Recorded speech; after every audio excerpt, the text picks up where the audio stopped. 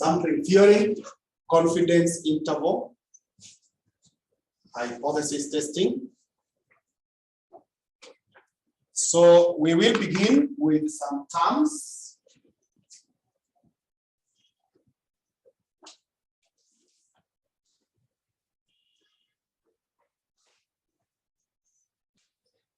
Begin by discussing some terms.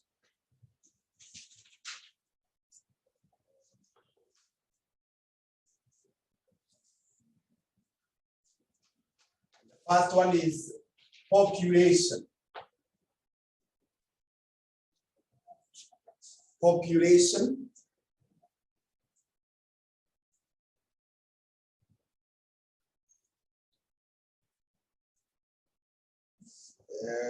Right, that this refers to all the items. This refers to all the items which are of interest to the researcher. All the items which are of interest to the researcher.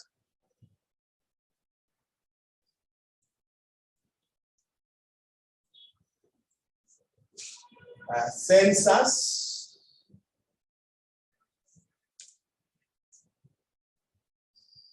Census. This refers to an investigation. This refers to an investigation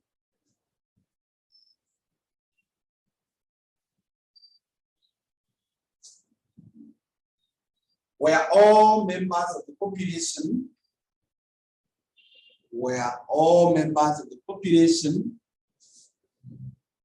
are investigated.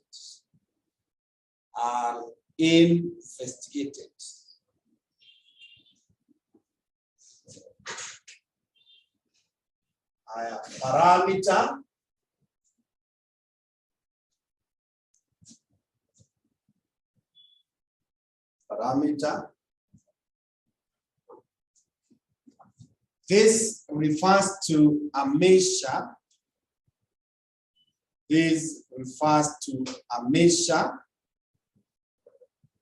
that describes a character. A measure that describes the character of a population.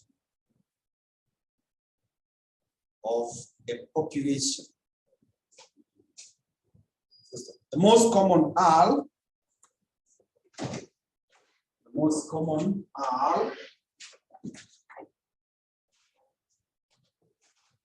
the parameter and the symbol.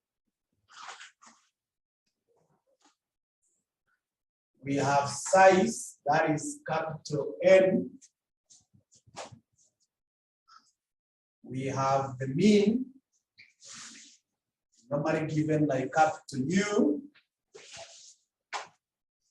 We have proportion, is given capital V. We have variance, given as delta square. We have standard deviation, given as delta.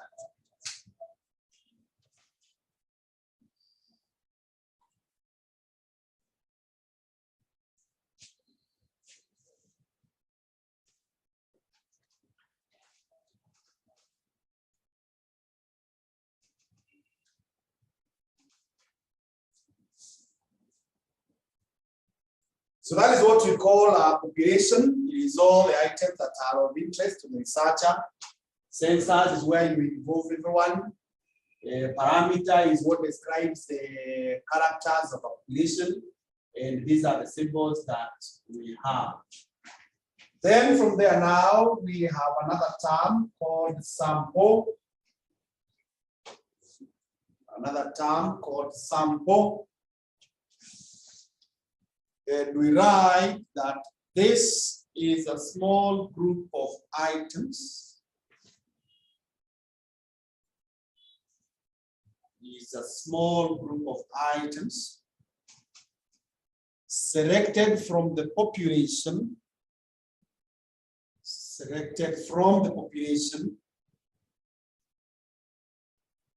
to act as a representative, the representative of all the other members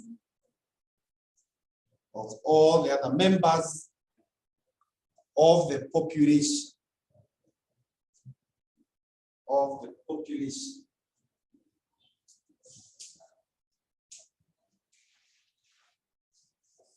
Sampling.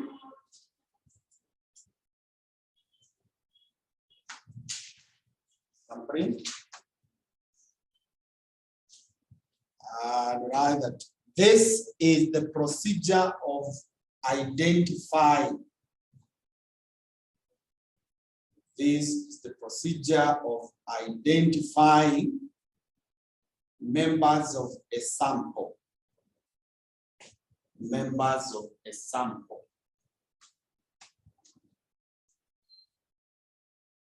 Stop. The methods used are of two types.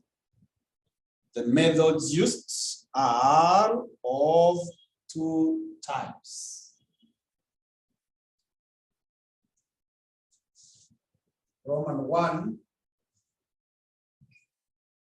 random sampling methods or random methods. I just say random methods.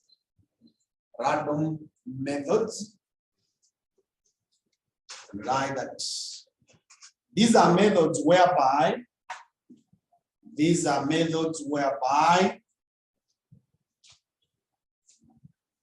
every member of the population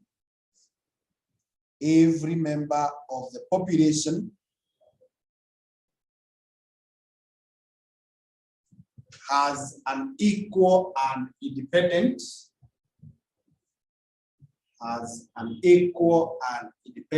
chance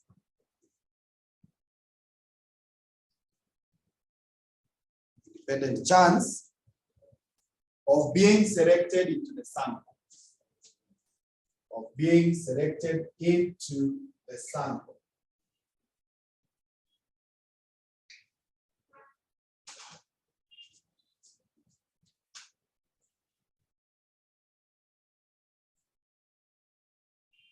Non-random,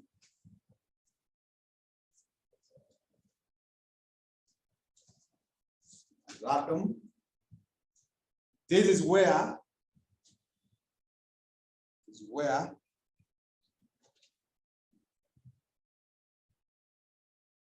some members of the population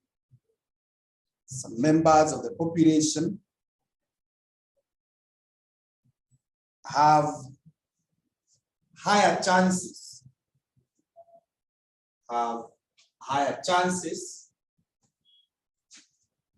of being selected into the sample,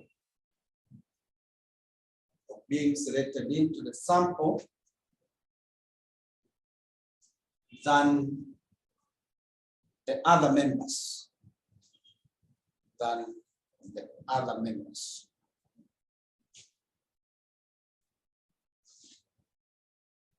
Then down there, right? Sampling can also be said to be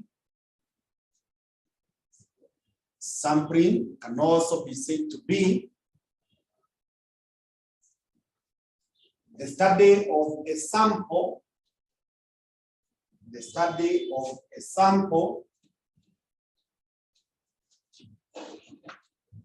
in order to understand a population. The study of a sample in order to understand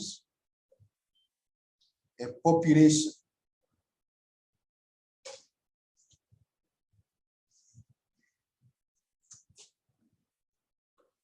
The next term inaitwa statistic.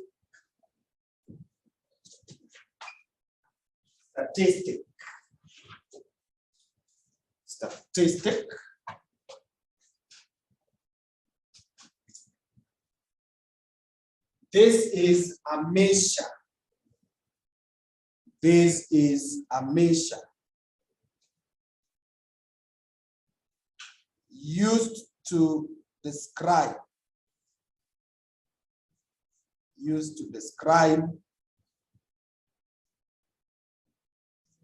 characters of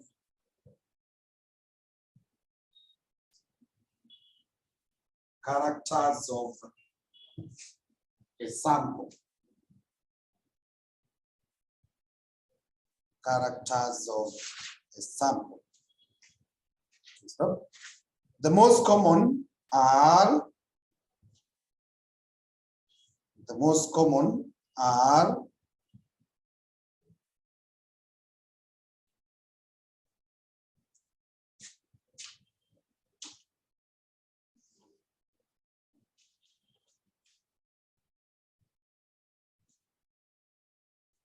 so we have the size M, we have the mean, which is X bar or expected value of X. We have proportion. This is P hat. We have variance,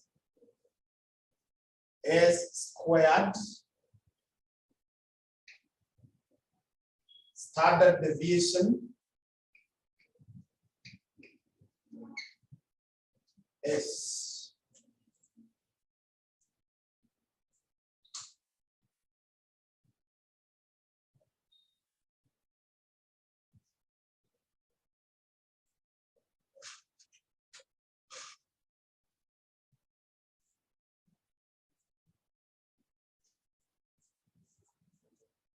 Okay, then the next term is known population.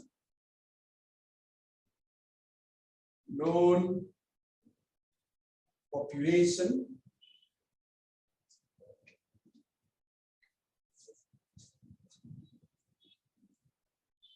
Known population.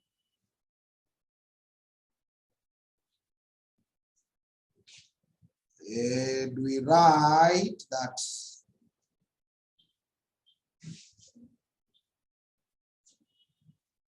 this is where all members of the population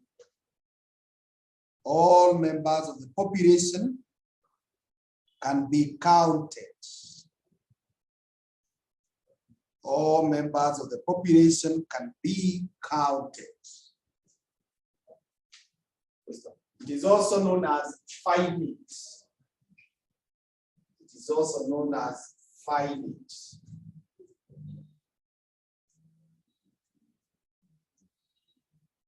Stop. In a question, a population is said to be known. A population is said to be known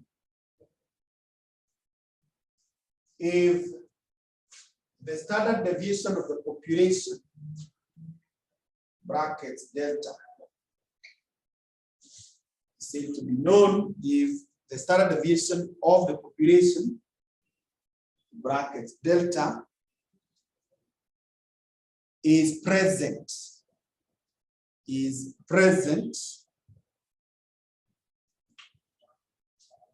or there is data,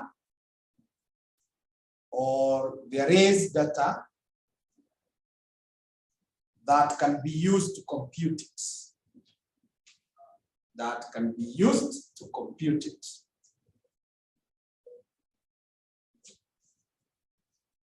Huyu mwingine anaitwa unknown stroke infinite population. Unknown stroke infinite population.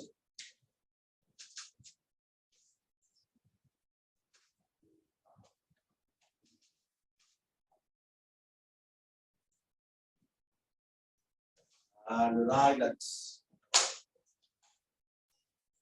this is where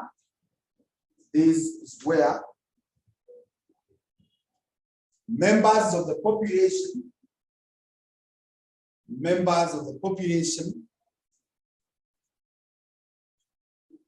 cannot be counted. Cannot be counted.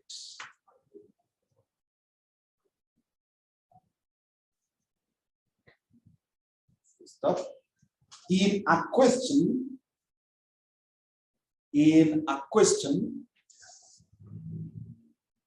a population is unknown.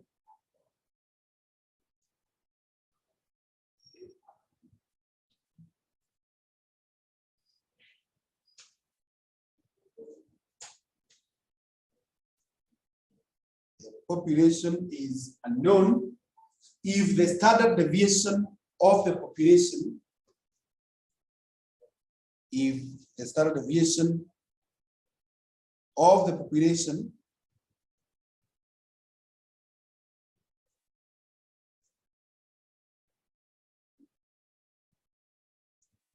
is absent,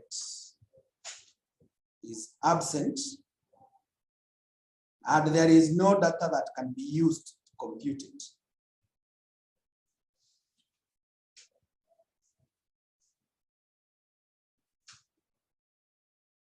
And there is no data that can be used to compute it.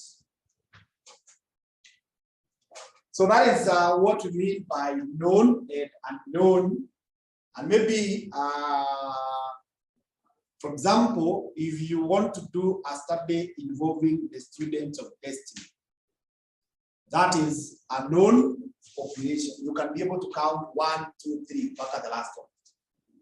But if you are told to investigate all the persons who are in destiny and they are suffering a headache,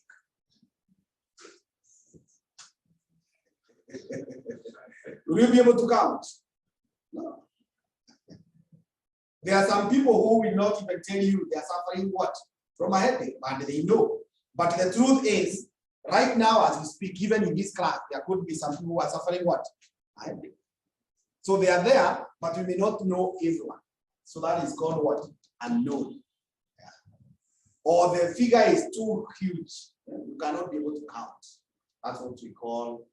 Now, for our purposes in the exam, or what I have mentioned is for practice, when you are out there practicing. But for the case of the exam, when they bring a question, what we shall be looking for is, can we see this? If yes, that population is what? Known. If you cannot see this one, then that population is unknown. I hope hapa tumeelewana, because najua tukifika kwa maswali hapa tunasumbuana na watu. And you should know there are two types of standard deviation. Tunaona hapa kuna standard deviation, hapa kuna standard deviation. Can you see that?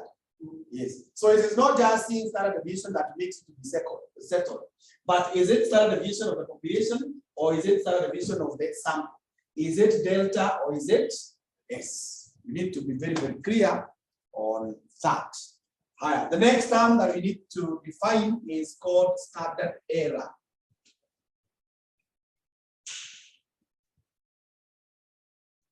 Standard error. This is standard deviation. This is standard deviation, but with some modifications.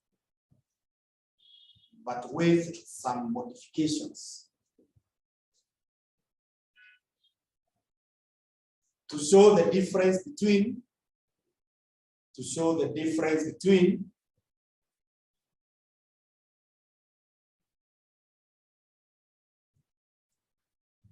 the actual value and the predicted value. The actual value and the predicted value. And the predicted value.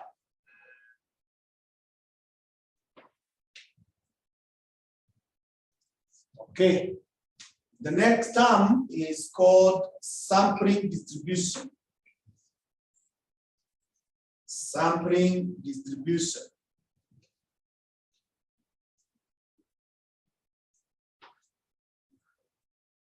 Sampling distribution.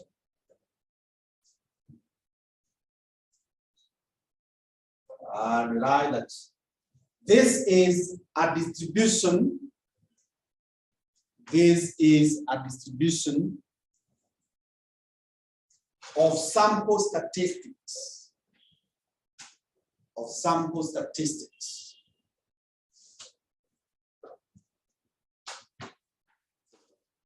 The most common statistics are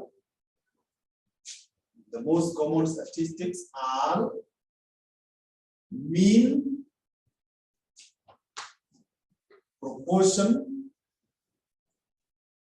and variance. Mean, proportion, and variance.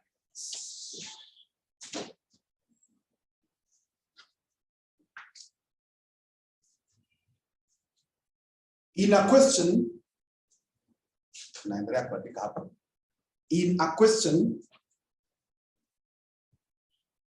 the statistic could either be single,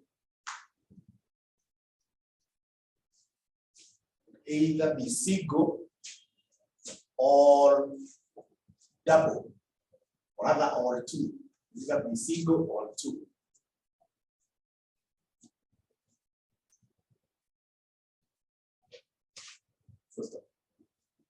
If two, we talk of difference. We talk of difference.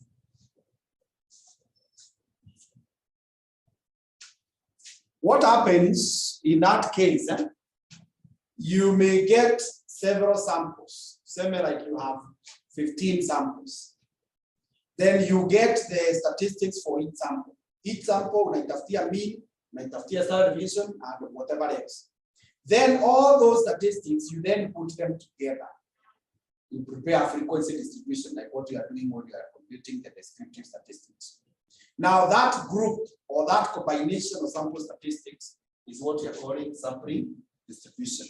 And the questions that we shall be dealing with will rotate around the mean, the proportion, and slightly around variance. And as you also notice, we will be checking out whether our analysis is based on a single value or is based on two values. So if it's based on two values, we will then be seeking to know the difference. For example, what is the mean average between the mean average difference between the early morning class and the evening class?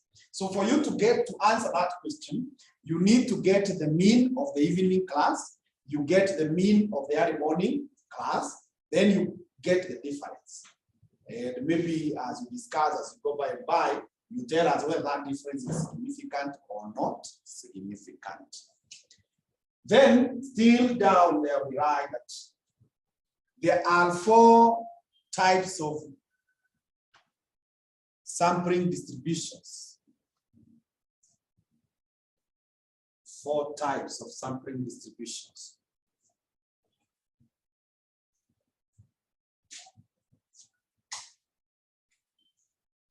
So number 1, inaitwa Z distribution.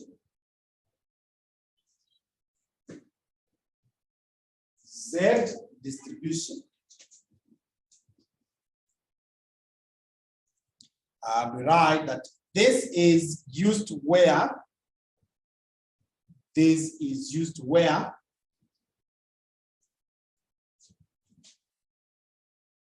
point number 1, parent population follows a normal probability distribution. Parent population follows a normal probability distribution.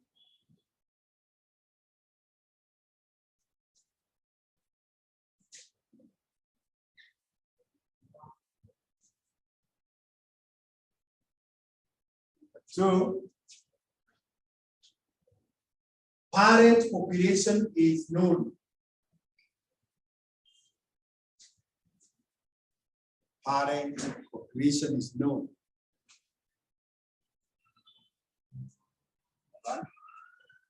Data is in terms of proportions. Data is in terms of proportions. Where irrespective of whether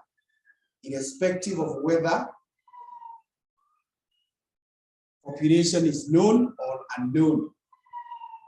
Irrespective of whether population is known or unknown.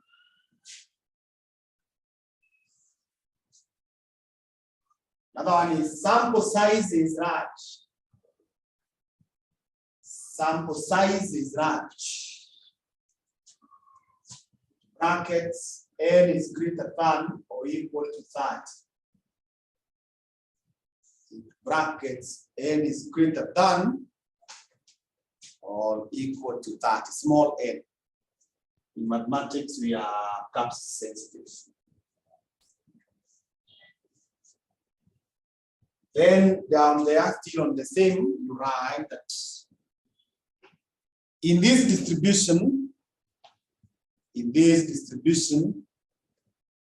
standard error is computed as false.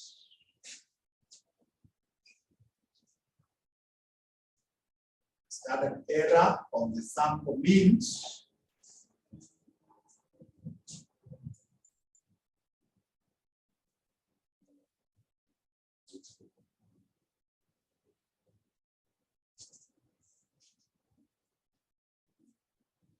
standard error of the sample mean.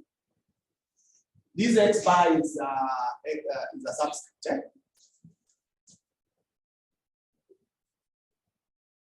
And standard error of the sample proportion is given as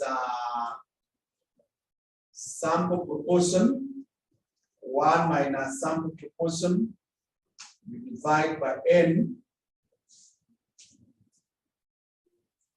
So there are two formulas. Hii ni ya kama kwa proportions na hii ni ya means.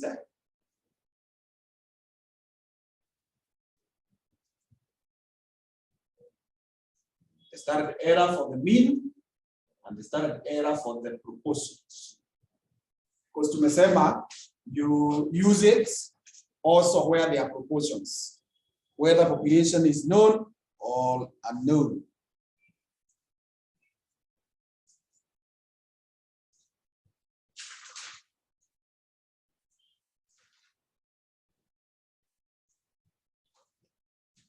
Number 2, naitwa T distribution, small t. T distribution.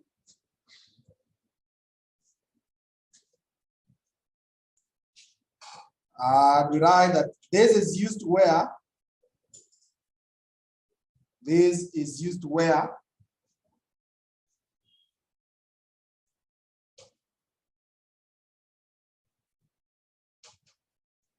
parent population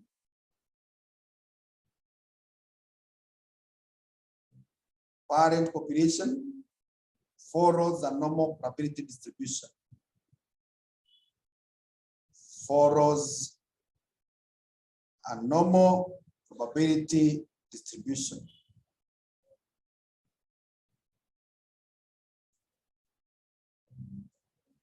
Number 2, or the second point, the parent population is unknown. The parent population is unknown.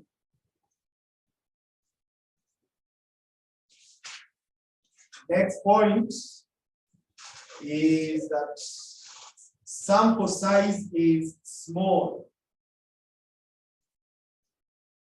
Sample size is small. N is less than 30.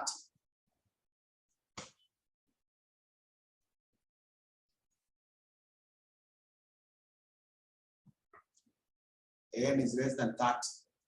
then you write that in this distribution,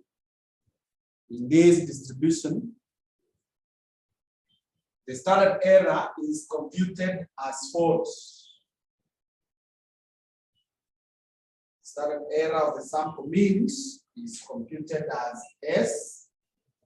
You divide by the root of n minus 1.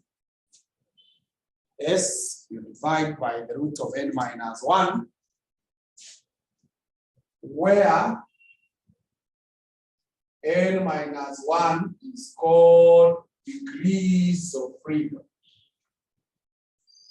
Degrees of freedom.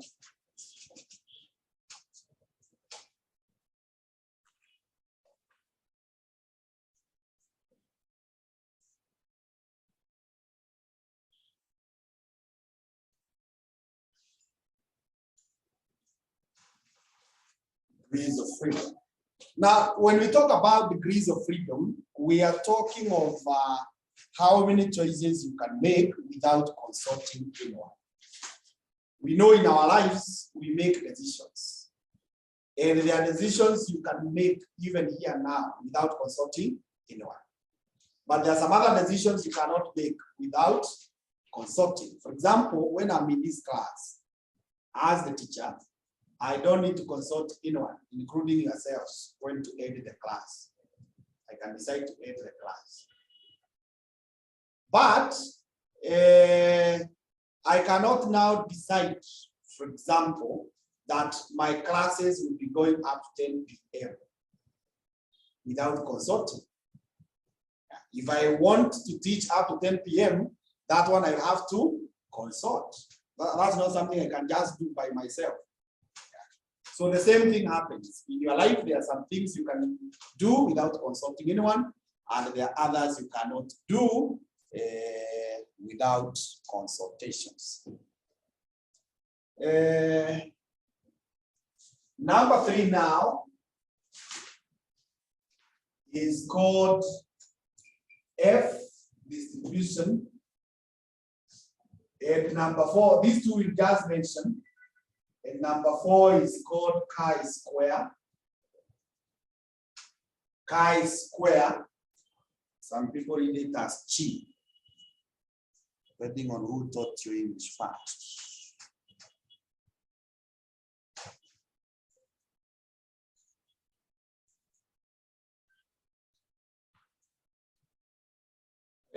These two, I am avoiding to discuss them here because we will have to discuss them again as we go by and by. So I don't want to do that work. So time out itafika. But these ones, I had to discuss because where we are headed, we require at least to have some knowledge about them. So those are terms. Bado tunaendelea. There is another term.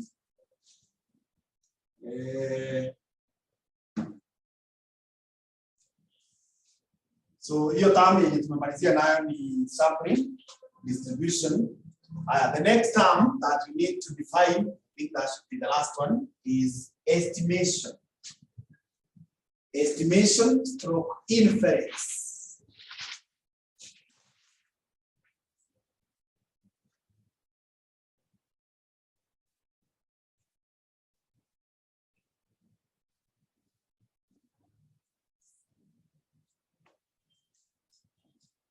Estimation stroke inference.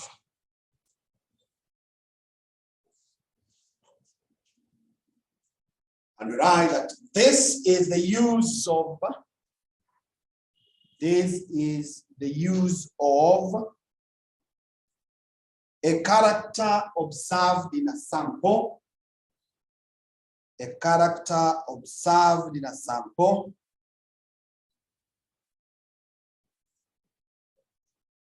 to make conclusion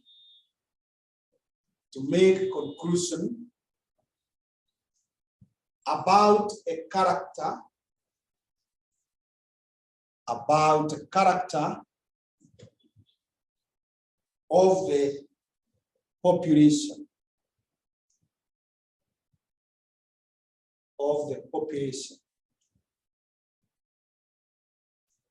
It is divided into two. It is divided into two.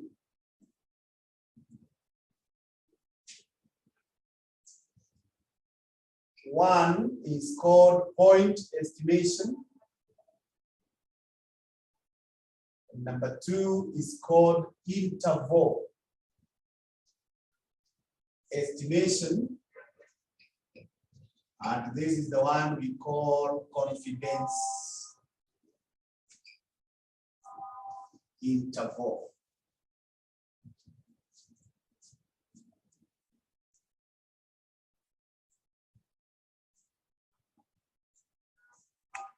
Sasa, let's start with this one, and now start like to subtopic, so that we are able now to capture. Because from here, each can discuss. So let's start with the. Now, what you're saying with the estimation is this. For example, ukiniangalia hivyo, can you be able to tell what kind of a family I come from, where I come from? Are you able to make some conclusions that if you are to meet my people, my relatives, this is how they look like, this is how they behave, this is how they listen, this is how they talk? Can you be able? Yeah. Are you able to tell even where I live? Not exactly, but ukiniangalia hivyo, can you be able to tell this fellow must be coming from this kind of estate? Can you be able to tell even the kind of wealth that is in my home, my parents' home?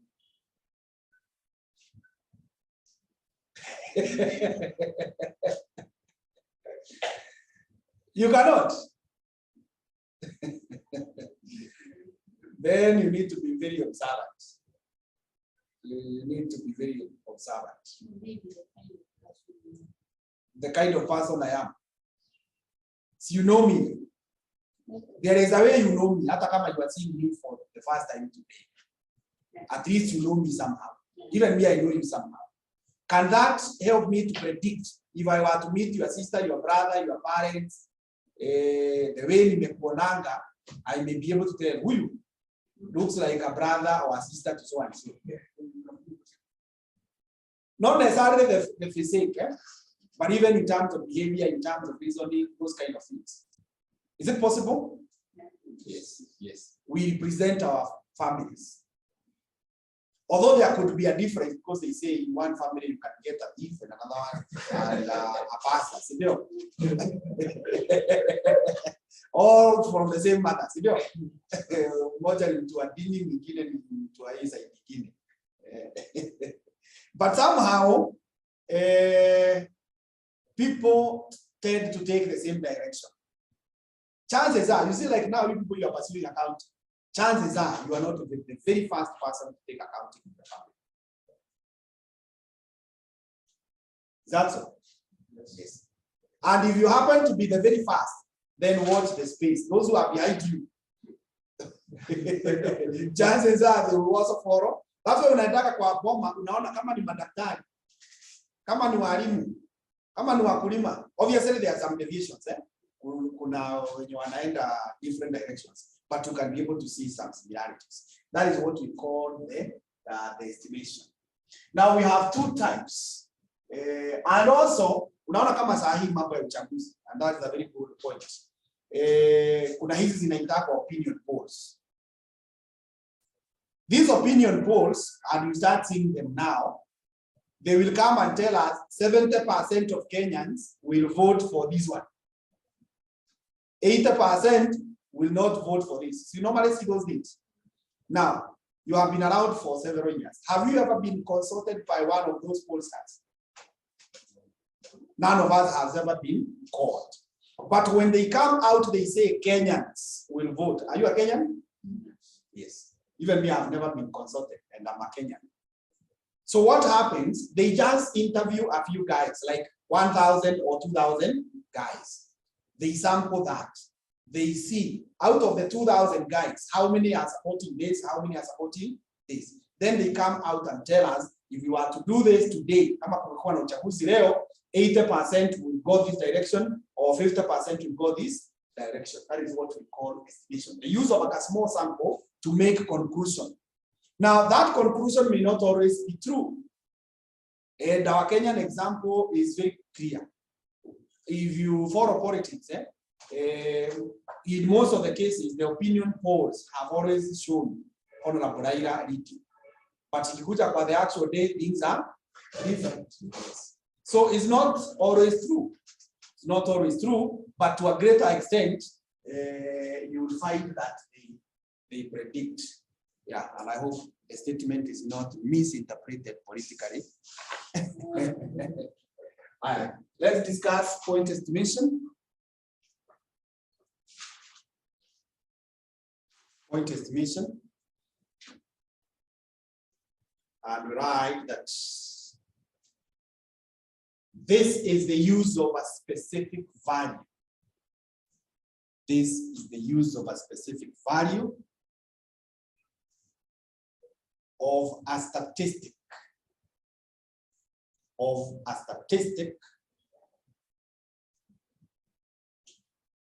To predict a specific value. To predict a specific value of a parameter.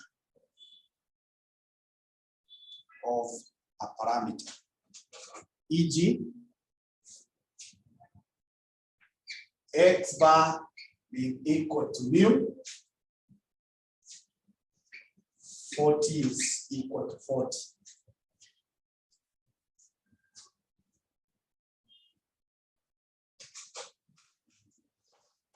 Then down there you write that this approach is simple.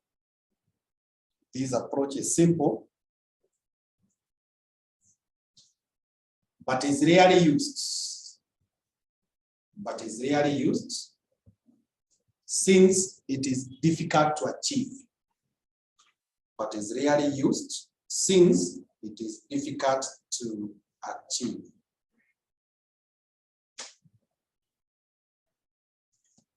What you're saying here is, you get your sample, you compute the statistic to say the mean, and you get the mean is what? It's 40. Then you tell us every single person or every item of the population will also have what? 40. Now that is wrong. Rather, first of all, it is very easy to do that. It is time effective. But the problem with it is that you rarely achieve it. It's like from where you are sitting. If I were to tell you to draw something and hit that dot, what is the probability that you get it? It's very minimal. Yes. Actually, that's the reason why in statistics we say we are never sure. We are almost sure. We don't say we are sure. For example, how sure are you this is humanity today? Do you have any evidence? Which one?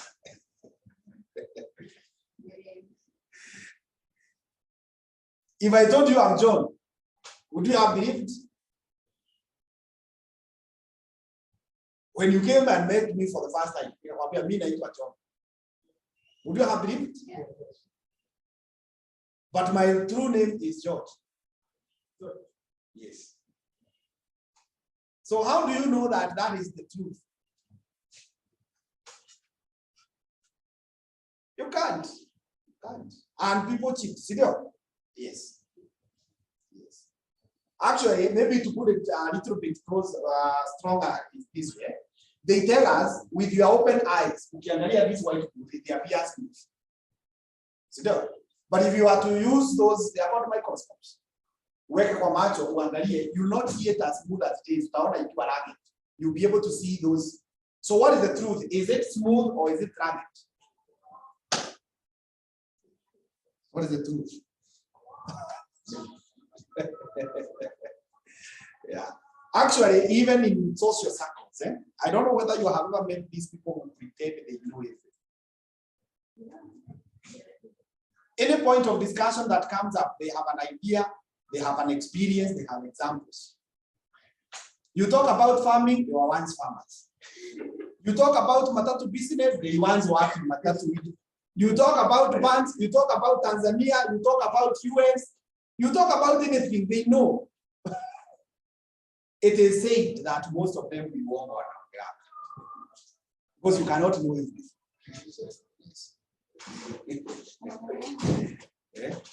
Na si vibaya kuongea sana. I'm not against kuongea sana. I'm also a firm believer that kuongea sana is very beneficial. Actually, if there is anything you need to train yourself, Mudomo. Mudomo can take you places. Papers are good, but besides papers, you require Mudomo. Yes. One interview in you see when you go for an interview, all the persons invited, they have qualifications. But mwenye anachukuliwa ni mwenye amejitetea na mdomo. Hata kwa hii siasa, si ni mdomo tu?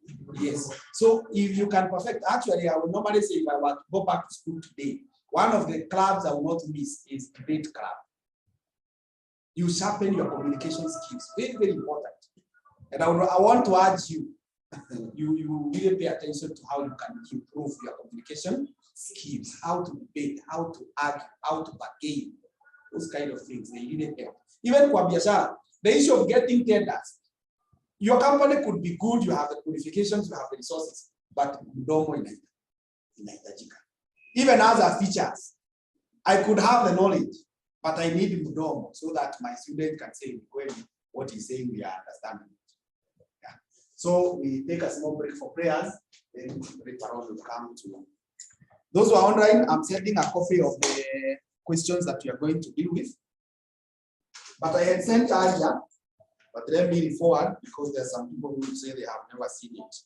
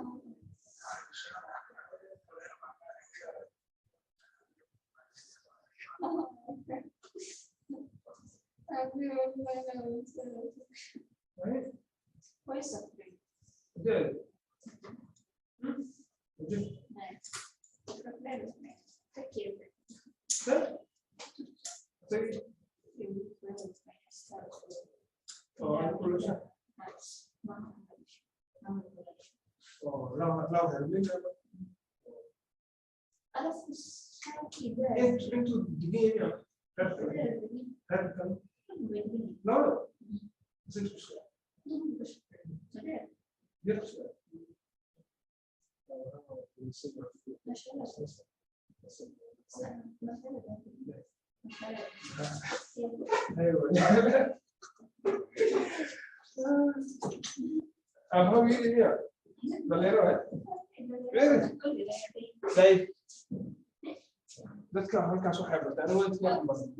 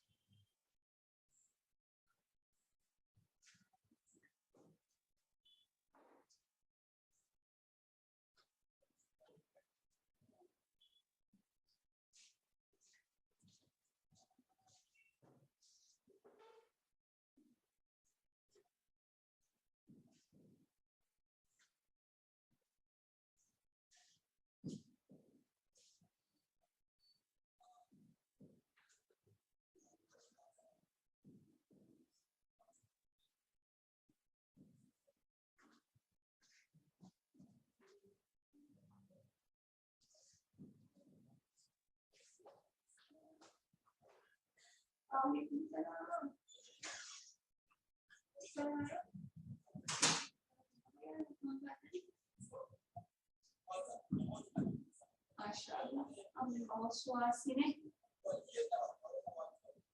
Kalau waswasine, kalau tidak sebabnya, warisan yang dimana you? Masyaallah, masyaallah, masyaallah. Dasar.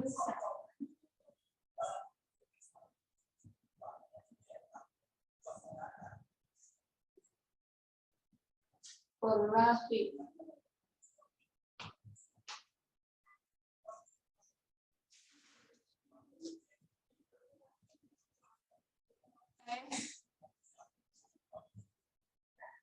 Masyaallah, idola student sih.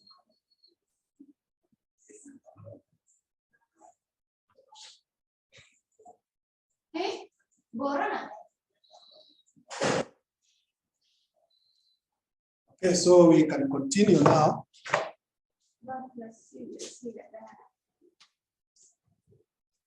So let's discuss confidence interval or interval estimates. Confidence interval or interval estimates.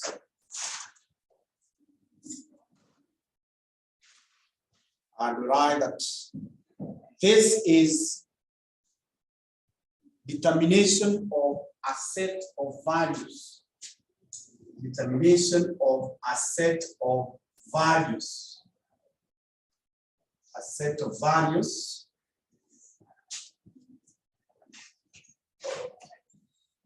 Set of values within which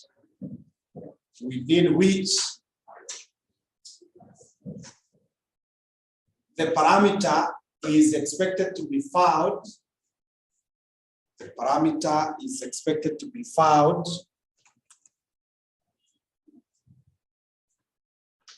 with a given confidence level. With a given confidence level expressed as a percentage. Expressed as a percentage.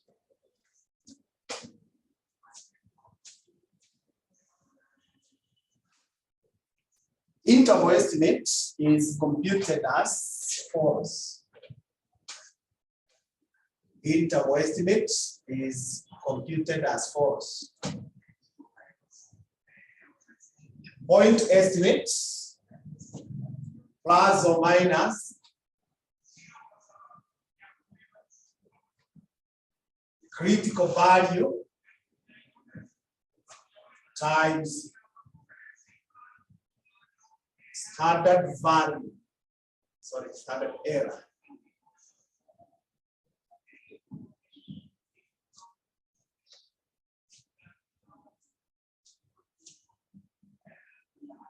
Point estimate plus or minus critical value times standard error.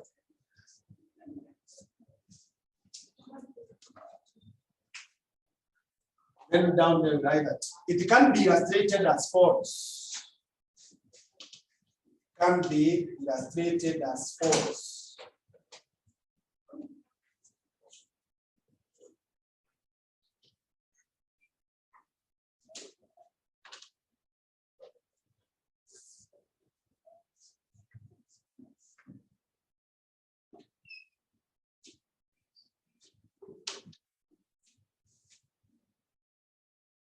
So this is called point estimate.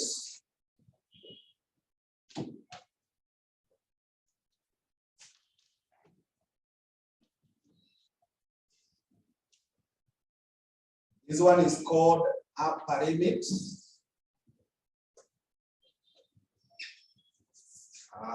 This is called lower limit.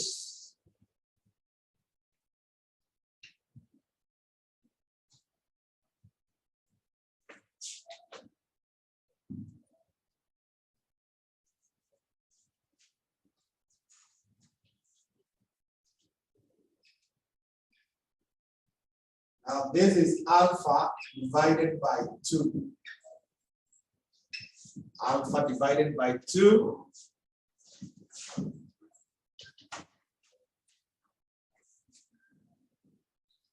Alpha divided by 2 also.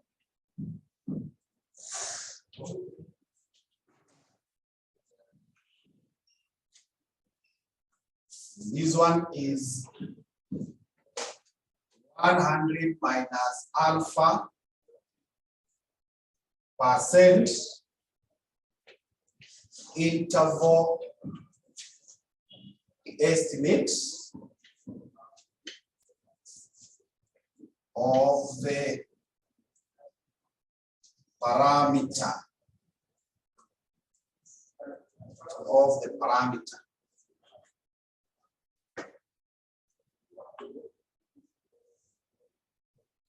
So that is how it looks like. We have the point estimate here.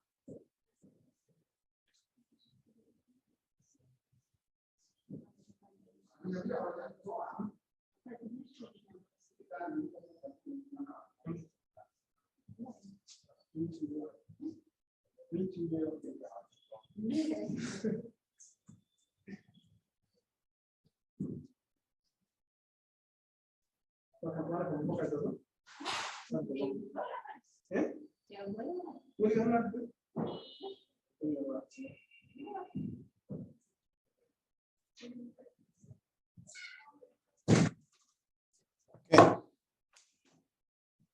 Then down there you write,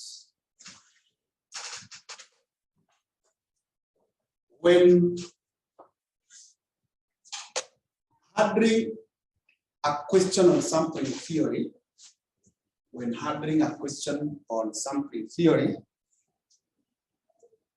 take the following steps. Question on sampling theory. Take the following steps. Take the following steps. 1. Determine whether the question is about confidence interval. Determine whether the question is about confidence interval. Confidence interval or hypothesis testing. Or hypothesis testing. Hypothesis testing, in brackets, significance. Significance. Number 2, establish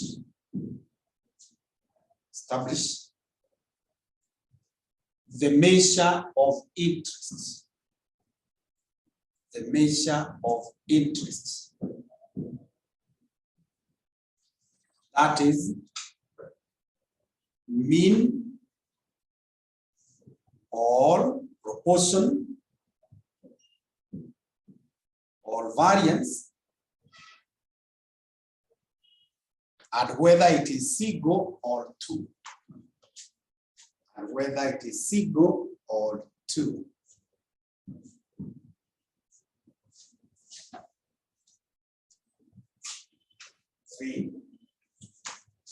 Determine whether population is known or unknown.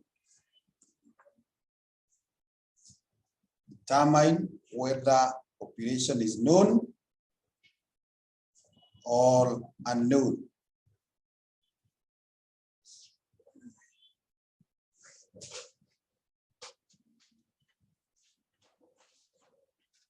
Four, apply appropriate procedures to solve. Apply appropriate procedures to solve.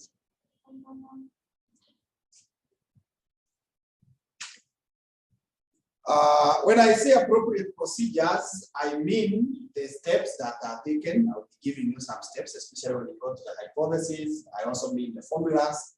I'll be giving you some formulas. Already we have written some. So those who are online, I hope you have gotten a copy of the handout. A copy of the handout.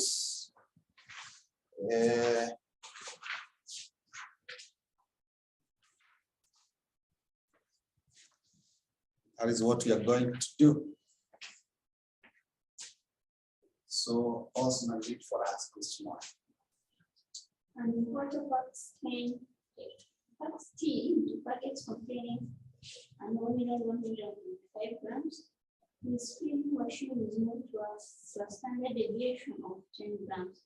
A sample of 50 packets has a mean weight X of 185 grams.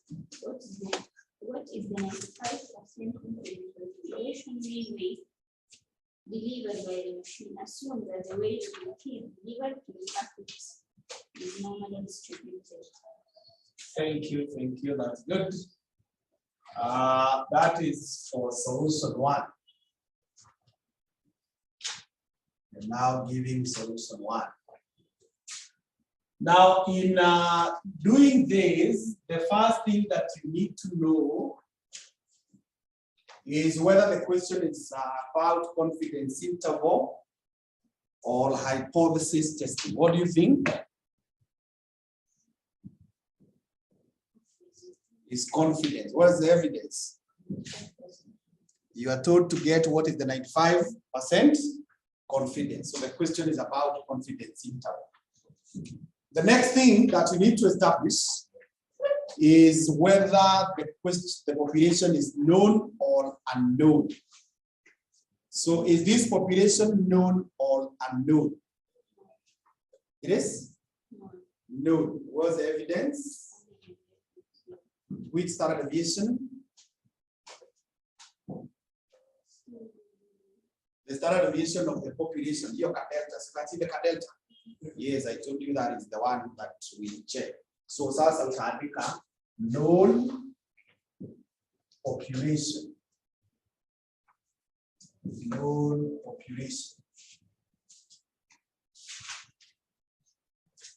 Then the next thing that you need to know is the question involving the mean or the proportion. Actually, for your case, it has about 8 on these two. Variance, you rarely come across it. So is it about the mean? Is it about the proportion? Yeah? It is about the mean, because you're told to get what's the confidence for the population what? Population mean. Then, is it a single mean or two means? How many means can you see in that question? Which one and which one? The one of? And the other one?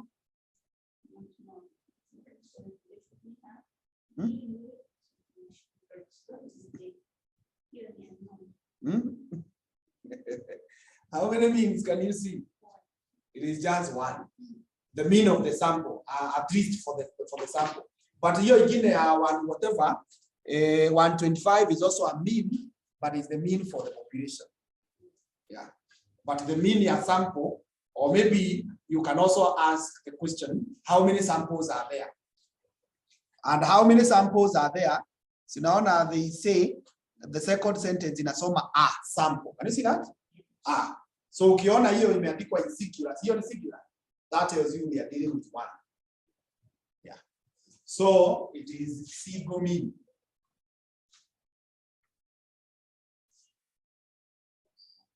So when you're in single mean and population is known, the formula is like this. It is X bar plus or minus Z alpha out of 2.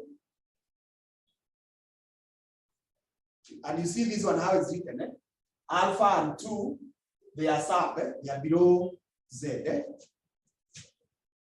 Times standard deviation, you divide by the root of n. So this standard deviation and n, they are on the same line, because I see some students right come up. This is the power of this. That's the formula that we use.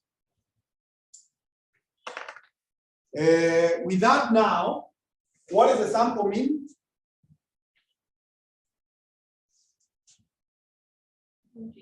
128 point what? 5. Plus or minus Z. Z is what we call critical because it is read from the tables.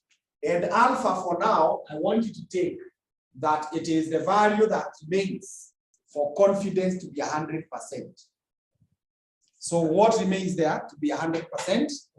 5. So it is 0.05 out of 2. Times the standard deviation of the population is what?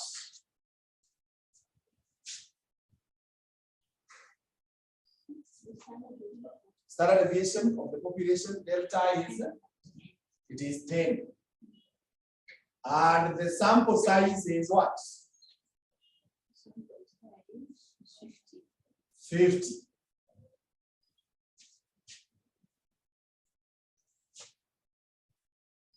So from the tables,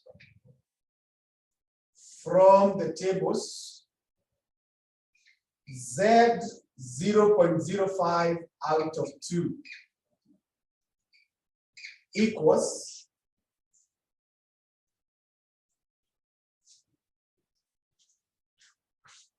so nataka uangalia what we had drawn here, the diagram. And now you bring a knowledge of normal distribution, normal probability. If you remember what you were saying, For you to get this probability of the shaded area, we were saying 0.5 minus something. So this is now our alpha. So now where we have drawn the alpha. Can you see it? Is our alpha. So you will go to the tables to look for 0.5 minus 0.05 out of 2. See, this is 0.475. That's all. So you will go to the tables now to look for this one. Inside the tables. What the normal curve. The normal tables, zile tulikuwa tunatumia kwa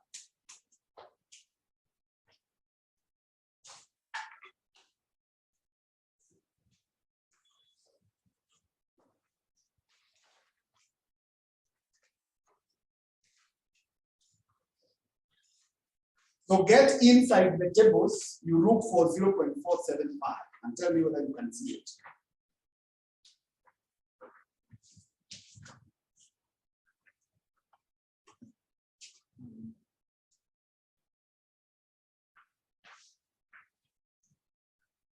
Have you seen it?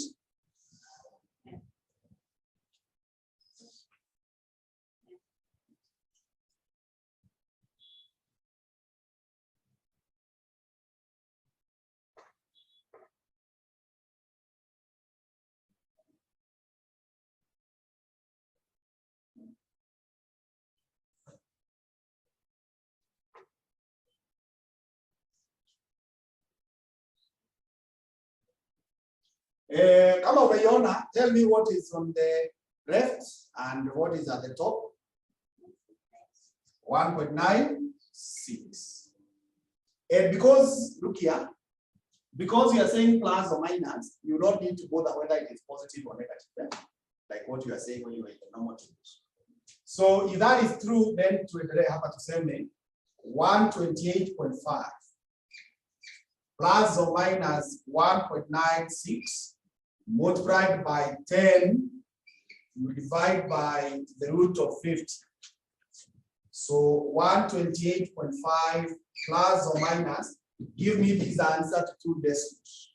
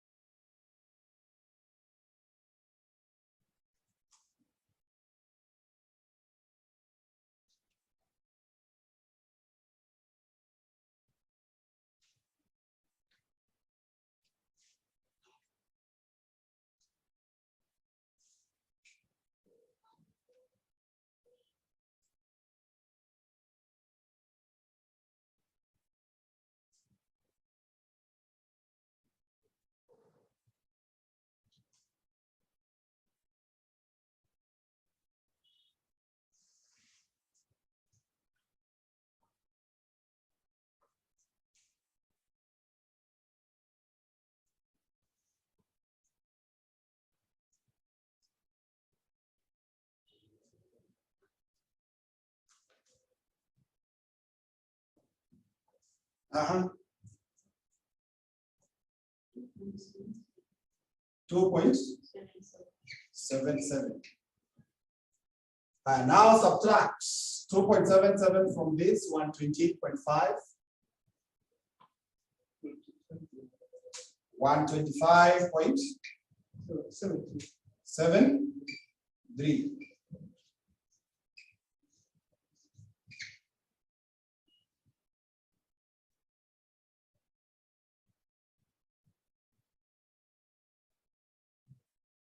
When you add,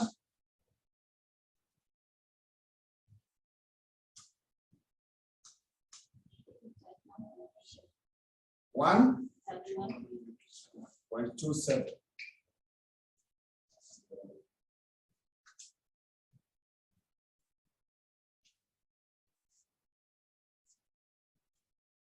So what we are saying is this. We are using a character of a sample to estimate the character of the population. That's why we have begun with this. This is a sample. And we are ending with this one, which is population. And we are saying we are 95% sure that if you go to the population, the mean will be 128.5. But if there will be deviations, on the lower side, it will not go below 125.73. And on the upper side, it will not go beyond 1.27. So it is within normal. I'm sure maybe you might hear the hospital wakapima kitu ukaambiwa ukiona it is hapa na hapa iko sawa. Ukiona imepita hapa ama hapa, then something is what? So that's exactly what we mean.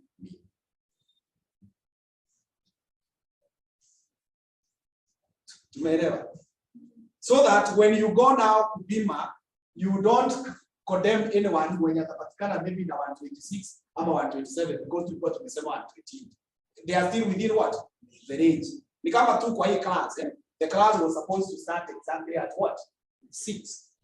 But kuna uwezekano some of you came slightly earlier than 6. Sio? Na kuna uwezekano kuna wenye walikuja slightly after 6. So mtu alikuja hapa 5:50. Huwezi mfukuza umwambie wewe kwenda kabisa umekuja mapema sana. Ako within what the normal time. Mtu amekuja hapa 6:10, again hawezi kufukuza umwambie wewe kwenda na kaa huko unataka kuja class. But sasa kama mtu amekuja hapa 1 p.m. to wait for a class at 6 p.m. that raises concern. Still, we may want to raise what? Concern. You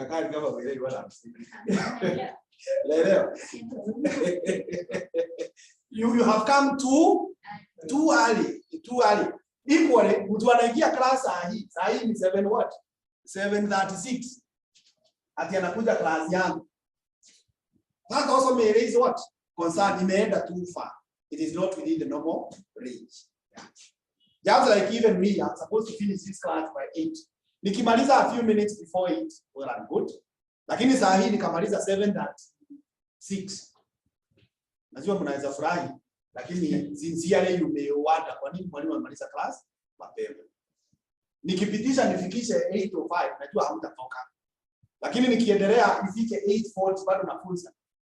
Utajipea shughuli wewe uto. That's what you say. Tunatarajia 128, tukiteremka sana ni 125. Tukipanda juu ni 131. Kama tumeelewa hiyo, I want to leave a small space equal to what this one has taken, which you shall use to answer question 2. It is the same. Formula utatumia the same, it's only the figures utabadilisha. Yeah. I keep on forgetting the name. V. The name. Nasim. Yeah.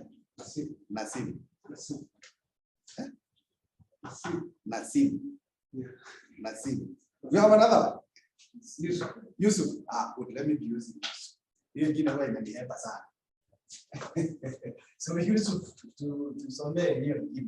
Question 3.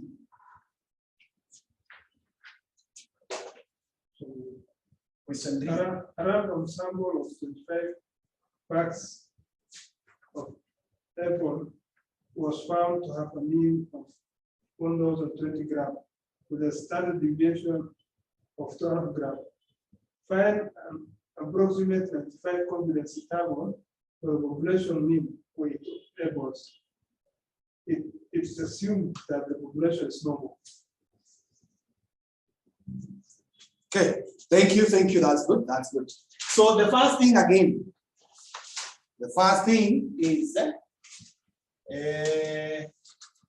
is that population known or unknown? Is that population known or unknown?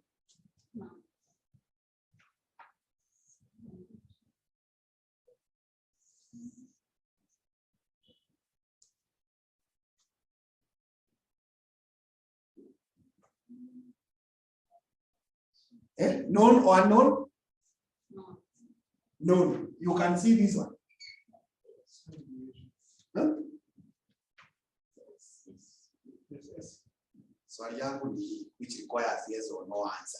You can see this one. No. I told you earlier, it's not just standard deviation because watu wengi wanaonaga standard deviation wanatosheka hapo. But you must go full length. Standard deviation of the population and the standard deviation of the sample. So this one is the standard deviation of the sample. Na si lazima iandikwe, utapewa sample. So umepewa what? Yes. Na ndio nilikupea samples hapo, ndio ukiona in the absence of words, you should know this represents what.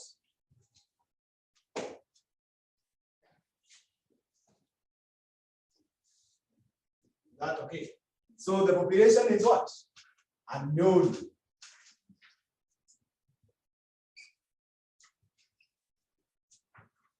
The next thing that we need to ask ourselves is the question about the mean or proportion.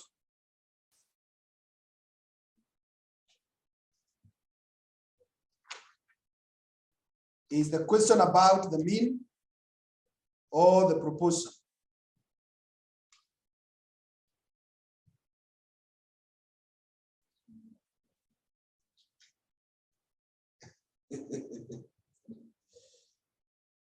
You see, if ukitaka kujua unaulizwa nini, you should always look for what we call question statement.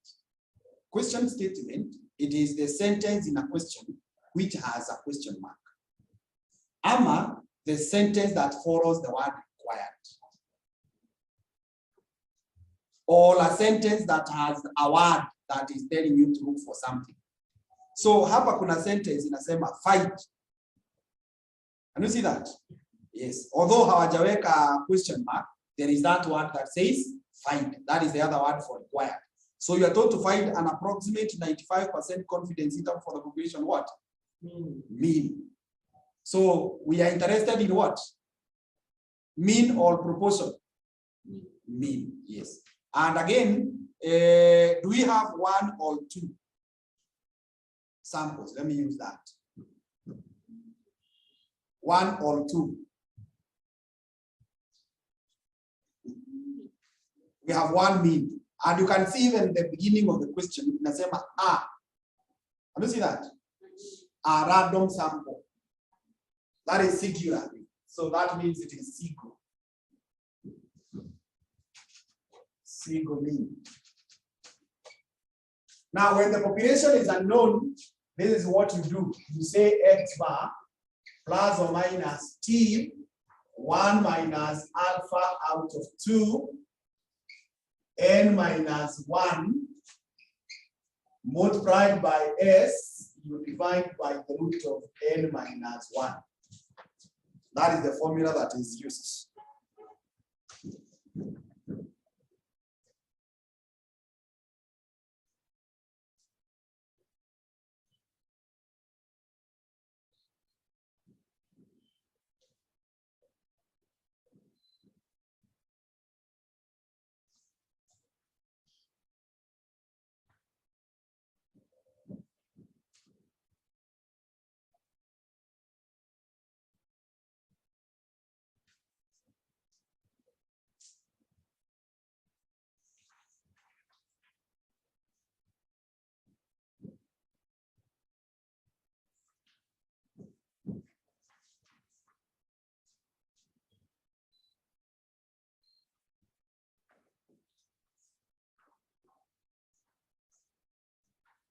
So the mean is what? 10, 20 plus or minus T 1 minus 0.05 out of 2. The sample size is 25 minus 1. Multiplied by the standard deviation is 12. You divide by the root of 25 minus 1.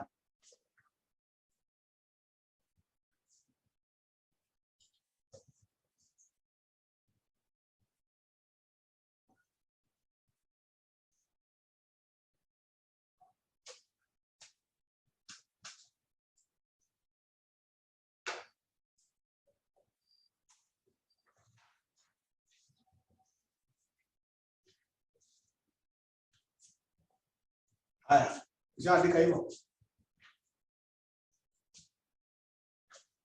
10, 20 plus or minus. This is how you go about it. Go to your past papers.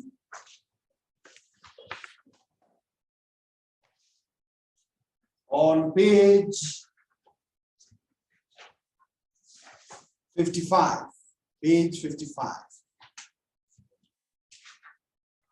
Page 55. You can see the student T distribution table.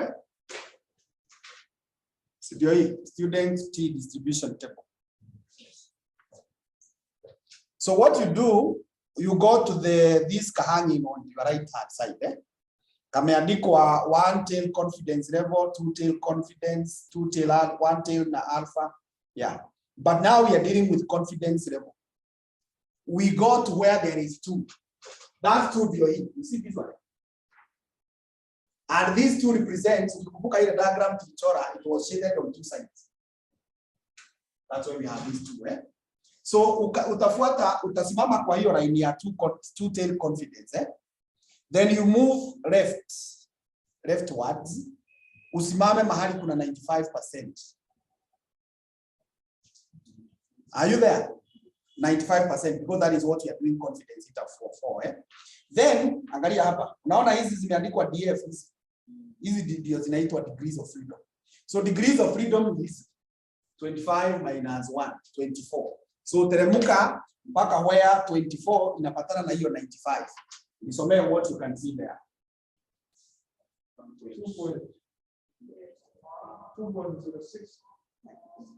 2.0639.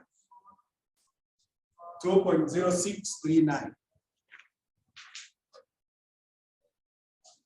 Multiply by 12, you divide by the root of 24.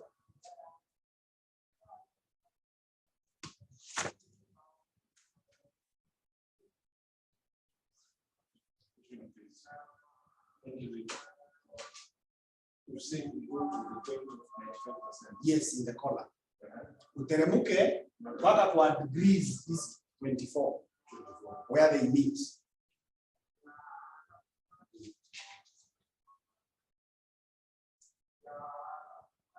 Are you getting that?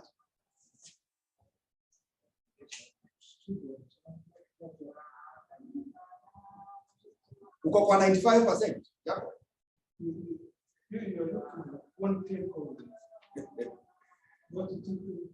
Nimesema uende kwa line ya two tail. Maana kumeandikwa two tail confidence. Ufuate hiyo line.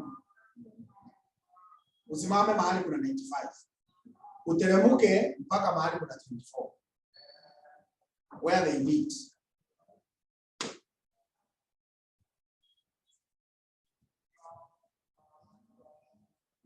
Umeona? Wewe ufuate hiyo maagizo. Hii ni two tail. Mimi nasema confidence. Sasa unaangalia kwa confidence. Tuko kwa confidence. Umeona? Haya, sasa tusonge. 10, 20 plus or minus. Multiply this and give me 2 decimals.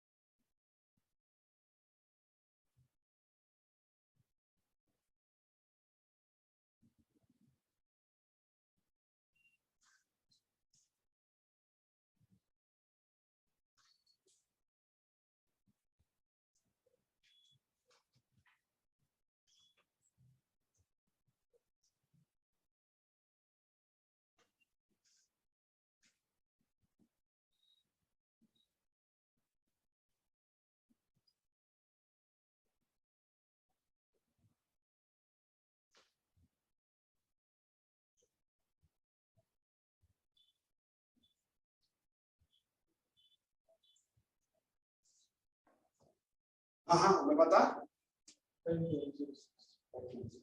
5.06. Then when you subtract,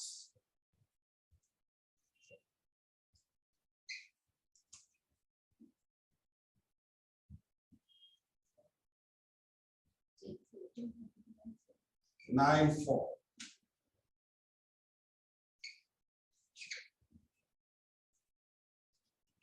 $10.25.06.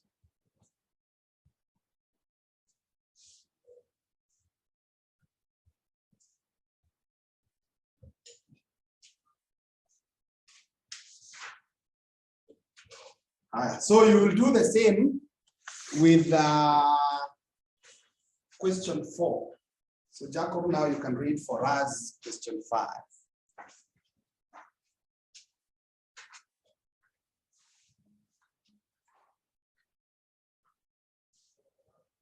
Manufacturer of characters is interested in obtaining an estimate of average lifetime of one particular model. He draws a random sample of titles and subjects them to a forced life test. Question 5. Tunasoma question 5. 4 nimepeana kama assignment. Question 5. A random sample of transaction in a set of account is taken for investigation by a firm of auditors. Out of the sample of 500 entries, 10 reveal some errors of entry of procedure. Estimate the 95% confidence interval of proportion of errors in the whole population of transactions. Okay, thank you, thank you. So first of all, is the population known or unknown? What do you think?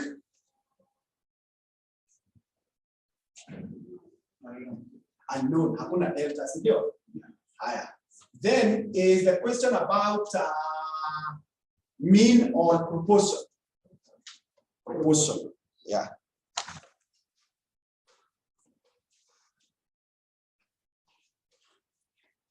So it is a known population.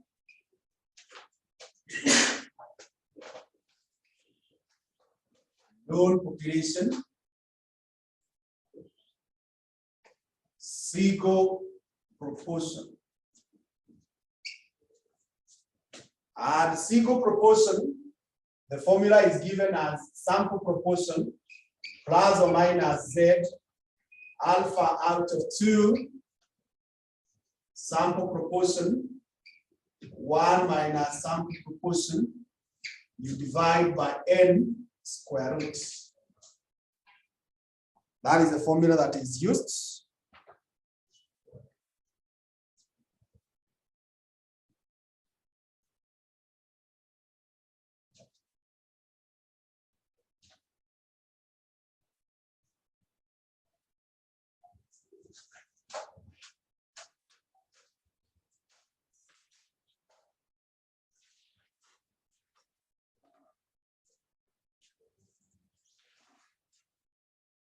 So the sample proportion here, the question has not computed for us, but we can compute. Tunaambiwa in a total of 500, 10 ndio zilipatikana na makosa. So we have 10 out of 500.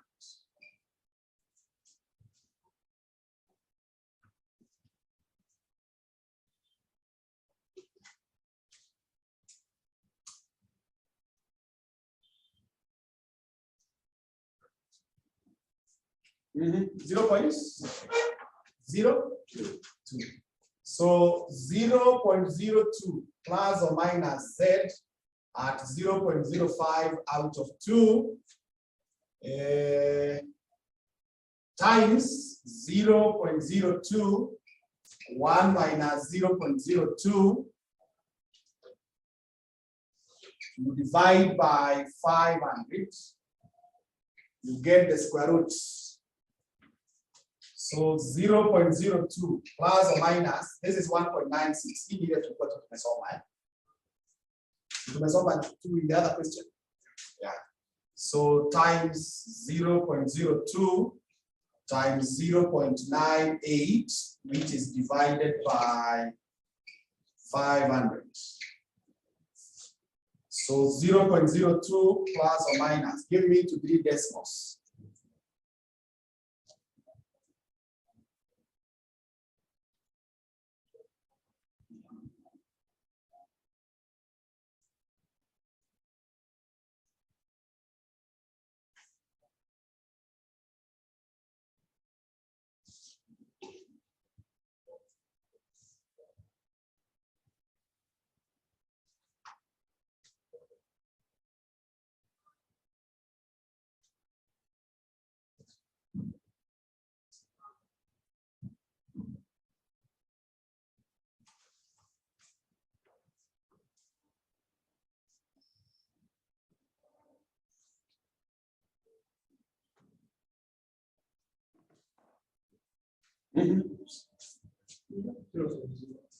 Zero, zero. 0.1 to where? When you subtract, utabaki na 0.008, sio? Na ukiadd utabaki na 0.032.